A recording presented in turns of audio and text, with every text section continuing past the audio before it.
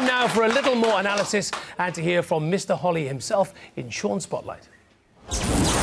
The double bluff in Wales's early tactics was the kicking game to gain territory and apply pressure. Some innovation from the line-out across field to half-many, and a second kick into space sees an organised Welsh chase and the whole backline homing in on the England cover. This pressure created a turnover scrum, and even the referee helped out by creating a bigger blindside for Wales. Webb and Falatau discussed their opportunity, and even though it was an illegal hand in the scrum and some poor English defence, Rhys Webb was able to use the extra space to score his try in the corner. The contestable aerial barrage continued, with Dan Biggar, his usual imperious self, under the high ball. A few phases of possession later, and the unwavering Biggar drops a goal for 3 more points to end what was a pretty positive first half for Wales. But it was the England halfbacks that called the shots in the second half.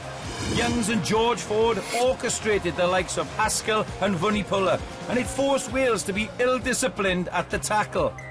Young's lively scooting around the rucks played havoc with the Wales defence. With Haskell and Ford in harness, they battered the Wales line. George Ford's ability to play flat and bring people into play was a big feature in the game.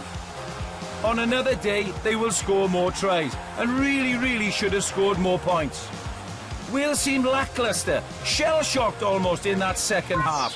Forwards were failing to fold around the corner. Alan Wynne-Jones calls for reinforcements as the dangerous trio again demonstrate the difference in creativity between the two teams. As well as this, England now have some very potent finishers in their backline and pick the form players in their team. Wales's line-out attack faltered yet again, and for game plan A, Chris Robshaw was their bodyguard for George Ford. But Wales lack detail. They can't even deal with England's smallest player at the ruck.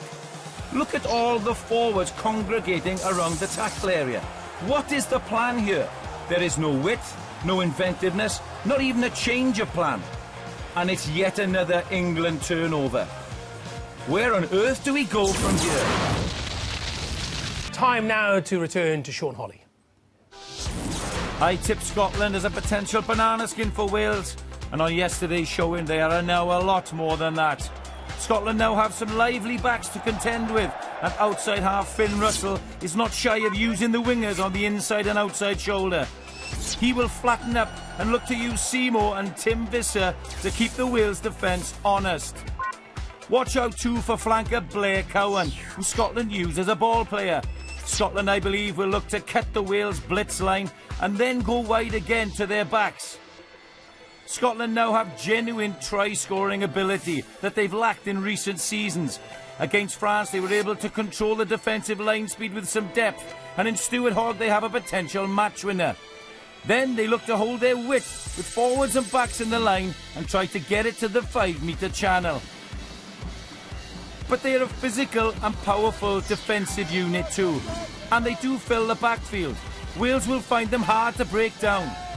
They look to get off the line and take the opposition's space, and at the tackle area too, they have become smart at selecting which ones to attack and try and force and disrupt turnovers. But the one area of concern for me is under my old friend Jonathan Humphreys, and that's the maul. Scotland are developing this into an area that can trouble Wales. If Wales give penalties away and give Scotland the field position, this could be a very dangerous weapon to try and stop. OK, so it's Ireland and France for Wales next. Scrum 5, Sean Holly watched that game last night in a bid to find out what is coming Wales's way. Ireland presented France with a varied and attacking kicking strategy. Their contestable kicks pressured the French back three into penalties and gained them turnovers as they mixed up their approach. Their back three have threatening, almost Gaelic football-like aerial skills that are sure to test Wales. But they do have a downfall in this department.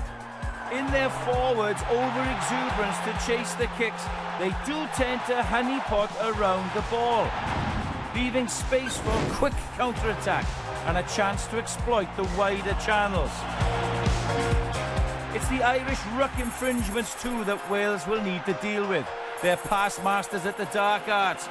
In these dark areas with Paul O'Connell here, living by the sword.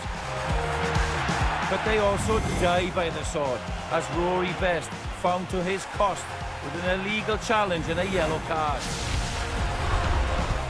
If Wales are smart, they do have a chance to break the French down, particularly from their line-out attack. France are unusually passive in defence here. There's a chance to get to the wider channels and get into phase play. There are doglegs in their defensive line. And can Wales be a bit more adventurous and exploit those wider channels? Likewise from them all. If Wales can get the first part right, there's chances out wide. Ireland got the second part wrong.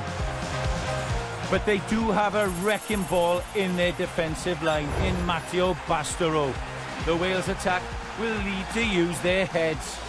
But he's not just all brawn. He has brain as well, ripping the ball at the tackle. And France are always dangerous on the counter-attack, with the likes of Thomas, Houget and Fofana always ready to attack. This French side is frustrating under Philippe Saint-André. It flatters to deceive. They rely heavily on the go-forward provided by Bastero, and Ireland had their plan to stop him.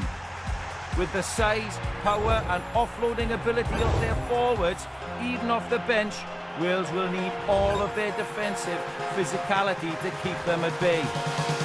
In the latter stages, they combined all of those assets to really put the Irish under pressure.